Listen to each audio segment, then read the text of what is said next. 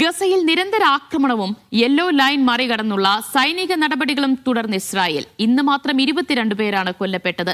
Gaza സിറ്റിയിൽ Israel നടത്തിയ drone ആക്രമണത്തിൽ 5 പേർ കൊല്ലപ്പെട്ടു. വെസ്റ്റ് ബാങ്കിലും ഇസ്രായേൽ അതിക്രമം തുടരുകയാണ്.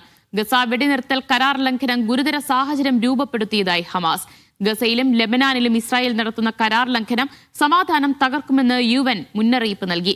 ലെബനാനിൽ ഇസ്രായേൽ നടത്തിയ ആക്രമണത്തിൽ ഒരാൾ കൊല്ലപ്പെട്ടു. 10 ലക്ഷം ഫലസ്തീനികൾ ഗസയിൽ കടുത്ത ദുരിതത്തിലാണെന്ന് UN ഏജൻസി മുന്നറിയിപ്പ് നൽകി. MCN നാസർ കൂടുതൽ വിവരങ്ങൾ നൽകും. ഇന്ന് ഏത് രീതിയിലുള്ള കരാർ ലംഘനമാണ് ഇസ്രായേൽ സൈന്യത്തിന്റെ ഭാഗത്തുനിന്നുണ്ടായത്? ആക്രമണം എത്രത്തോളം രൂക്ഷമാണിപ്പോൾ? ദിവ്യ, വളരെ ശക്തമായിട്ടുള്ള ആക്രമണമാണ്. ഒരു പക്ഷേ ഈ വെടിനിർത്തൽ കരാർ നിലവിൽ വന്നതിന് ശേഷം ഏറ്റവും കൂടുതൽ പേർ കൊല്ലപ്പെടുന്ന ഒരു ദിവസം കൂടിയായിട്ട് ഇന്ന് മാറുകയാണ്. 22 പേർ ഔദ്യോഗികമായി തന്നെ കൊല്ലപ്പെട്ടതായിട്ടുള്ള സ്ഥിരീകരണം പുറത്തു വന്നിരിക്കുന്നു. അതോടൊപ്പം തന്നെ 94 പേർക്ക് ഇന്നത്തെ ആക്രമണങ്ങളിൽ പരിക്കേൽക്കുകയും ചെയ്തിട്ടുണ്ട്. അപ്പം വ്യാപകമായിട്ടുള്ള ആക്രമണത്തിലേക്ക് തന്നെ ഇസ്രായേൽ നീങ്ങുകയാണ്. അതായത് വെടിനിർത്തൽ കരാർ പ്രാബല്യത്തിൽ വന്ന് 42 ദിവസം പിന്നിടുന്ന ഒരു ഘട്ടത്തിലും ആ കരാറിനോട് ഏതെങ്കിലും അർത്ഥത്തിൽ നീതി പുലർത്താനുള്ള ഒരു താല്പര്യവും ഇസ്രായേൽ സേന നേരത്തെ മുതൽ പുലർത്തിയിരുന്നില്ല. ഇപ്പോൾ കൂടുതൽ വ്യാപകമായ അവസ്ഥയിലേക്ക് ആക്രമണ പരമ്പര നീങ്ങുന്നു എന്നതിൻ്റെ കൃത്യമായിട്ടുള്ള സൂചനയാണ് ഈ 22 മരണം. അതോടൊപ്പം തന്നെ വെസ്റ്റ് ബാങ്കിലേക്ക് ആക്രമണം വ്യാപിപ്പിക്കുന്നുണ്ട്. ലെബനാന് നേരെ നടന്ന ആക്രമണത്തിൽ ഒരാൾ കൂടി കൊല്ലപ്പെട്ട സാഹചര്യം ഉണ്ടായിട്ടുണ്ട്. അപ്പോൾ ഫലസ്തീനികൾക്കെതിരെ അത് ഗസയിലും വെസ്റ്റ് ബാങ്കിലും അതോടൊപ്പം തന്നെ ലെബനാനിലെ ഫലസ്തീൻ അഭയാർത്ഥി ക്യാമ്പിനു നേരെയും ആക്രമണം തുടർന്നുകൊണ്ട് മുന്നോട്ട് പോകുന്ന സ്ഥിതിവിശേഷമാണുള്ളത്. ഈ ഒരു ഘട്ടത്തിലാണ് ഇപ്പോൾ മധ്യസ്ഥ രാജ്യങ്ങൾക്ക് ഹമാസ് മുന്നറിയിപ്പ് നൽകിയതായിട്ടുള്ള റിപ്പോർട്ട് പുറത്തു വരുന്നത്. ഇനിയും ഈ 400-ലധികം തവണ ഈ കരാർ ലംഘിച്ചുകൊണ്ട് ആക്രമണം നടന്നു. ഇനിയും ഇത് മൗനാനുവാദം അല്ലെങ്കിൽ ഏതെങ്കിലും അർത്ഥത്തിൽ ഇക്കാര്യത്തിൽ നിസ്സംഗത പുലർത്താൻ തങ്ങൾക്ക് സാധിക്കുകയില്ല. ഇത് വെടിനിർത്തൽ കരാർ പൂർണ്ണമായും തകർക്കുന്ന ഒരു അവസ്ഥയാണ് രൂപപ്പെടുത്തിയത് എന്ന ഒരു മുന്നറിയിപ്പാണ് ഖത്തറിനും ഈജിപ്തിനും തുർക്കി ഉൾപ്പെടെയുള്ള മധ്യസ്ഥ രാജ്യങ്ങൾക്കും ഹമാസ് നൽകിയിരിക്കുന്നത്.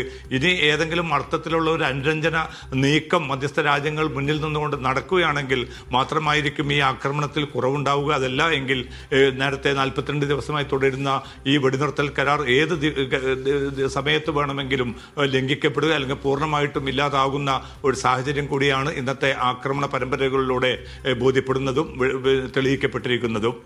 ഇതിൽ ഹമാസ് ഉൾപ്പെടെ മറ്റ് വെടിനിർത്തൽ കരാർ ചർച്ചയിൽ പങ്കെടുക്കുന്ന മധ്യസ്ഥ രാജ്യങ്ങളൊക്കെ ഈ കരാർ ലംഘനങ്ങൾ എങ്ങനെയാണ് നോക്കിക്കാണുന്നത്? അവരുടെ പ്രതികരണം എങ്ങനെ വരുന്നു? ഔദ്യോഗികമായിട്ട് ഇപ്പോൾ അമേരിക്കയുടെ ഭാഗത്തു നിന്നോ അല്ലെങ്കിൽ യൂറോപ്യൻ യൂണിയന്റെ രാജ്യങ്ങളുടെ ഭാഗത്തു നിന്നോ ഔദ്യോഗികമായിട്ടുള്ള ഒരു പ്രതികരണം ഇനിയും വന്നിട്ടില്ല. കാരണം ഇന്നിപ്പം ഇസ്രായേൽ പ്രധാനമന്ത്രി നെതന്യാഹു അല്പം മുമ്പ് നടത്തിയിരിക്കുന്ന പ്രതികരണത്തിൽ വ്യക്തമാക്കിയത് യെല്ലോ ലൈൻ മറികടന്നുകൊണ്ട് ഹമാസ് പോരാളികൾ തങ്ങളുടെ സൈന്യത്തിന് നേരെ ആക്രമണത്തിന് മുതിർന്നു. തുടർന്ന് സൈന്യം നടത്തിയ വെടിവെപ്പിലാണ് റഫേൽ മാത്രം 5 പേർ കൊല്ലപ്പെട്ടിരിക്കുന്നത്. മറ്റിടങ്ങളിലും ഹമാസിന്റെ ഭാഗത്തു നിന്നുണ്ടായ നീക്കങ്ങളാണ് ഈ ഒരു വെടിനിർത്തലിനും സംഘർഷത്തിനും കാരണമായത് എന്ന അർത്ഥത്തിൽ തികച്ചും അടിസ്ഥാനരഹിതമായിട്ടുള്ള ഇത്തരം ആരോപണങ്ങൾ ഉന്നയിച്ചുകൊണ്ട് തങ്ങൾ നടത്തുന്ന ഈ വെടിനിർത്തൽ കരാർ ലംഘനങ്ങൾക്ക് മറയിടാനുള്ള വളരെ ആസൂത്രിതമായിട്ടുള്ള ഒരു നീക്കമാണ് ഇസ്രായേൽ പ്രധാനമന്ത്രി നെതന്യാഹുവും അതോടൊപ്പം തന്നെ സൈനിക നേതൃത്വവും തുടർന്നുകൊണ്ടിരിക്കുന്നത്. ഈ ഒരു ഘട്ടത്തിൽ മധ്യസ്ഥ രാജ്യങ്ങളാണ് ഇപ്പോൾ സ്ഥിതിഗതികൾ വളരെ ഗൗരവപൂർണ്ണമായിട്ടുള്ള ഇടപെടൽ വേണമെന്ന് അമേരിക്കയോടും അതോടൊപ്പം തന്നെ UN ഉൾപ്പെടെയുള്ള വേദികളോടും ആവശ്യപ്പെട്ടിട്ടുണ്ട്. പക്ഷെ ആരാണ് ഇതിന് മുൻകൈ എടുക്കേണ്ടത് എന്ന ചോദ്യത്തിന് ഇപ്പോൾ പോലും ഒരു കൃത്യമായിട്ടുള്ള ഒരു പ്രതികരണം നടത്താനോ തങ്ങളുടേതായിട്ടുള്ളൊരു നയം പ്രഖ്യാപിക്കാനോ അമേരിക്ക തയ്യാറാവുന്നില്ല. കാരണം അമേരിക്കയും ഇസ്രായേൽ നേതൃത്വവുമായിട്ട് ഇന്നലെയും ആശയവിനിമയം നടന്നതായിട്ടുള്ള റിപ്പോർട്ടുകളുണ്ട്. പക്ഷെ അതൊക്കെയും ഇപ്പോൾ നടക്കുന്ന അല്ലെങ്കിൽ ഈ നടത്തിക്കൊണ്ടിരിക്കുന്ന 400-ലധികം വരുന്ന ആക്രമണങ്ങളിലൂടെ അതിൽ 318 പേരാണ് ഈ 42 ദിവസത്തിനുള്ളിൽ മാത്രം കൊല്ലപ്പെട്ടിരിക്കുന്നത്.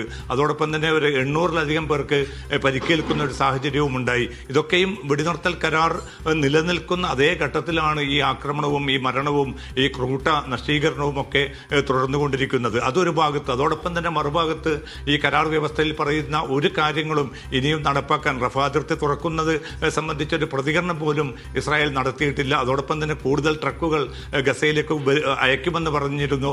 അക്കാര്യത്തിലും പൂർണ്ണമായിട്ടുള്ള മൗനമാണ് ഇസ്രായേലിന്റെ ഭാഗത്തുനിന്ന് ഉണ്ടാവുന്നത്. അതുമാത്രമല്ല, അങ്ങനെ ഒരു വെടിനിർത്തൽ കരാർ തന്നെ ഇപ്പോൾ പ്രാബല്യത്തിലുണ്ടോ എന്ന് പോലും സംശയിക്കേണ്ടിയിരിക്കുന്നു.